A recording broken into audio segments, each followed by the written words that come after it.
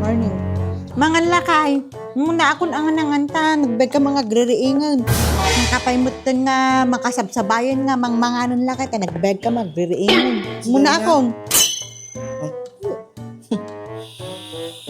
Wow, nagbanglumot din ti si Dain tayon bakit?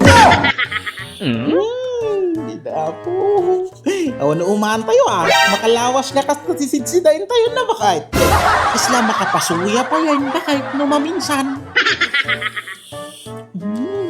Nagbanglungatal talaga ta si Dain tayo bakit? Kastaman di kalmanain. Kastaman ton aldawan? Nagbanglungatal talaga. Amoy asin. Ay nakaw. Tay taga-20 kong kunagkay. Parcel pa maur bagay. Hambag kumamait no makan win no masida. Iti orderen. Ay naapapuro make up mo pang papintas mo. Ay bawal na ti umaamaw. Kapaparcel mo o paitigatang ti masidan bakay. Ay na, makalawas yung bakay. Nakasimil at sitsidain tayo. Ay na makapasuya pa yan bakay.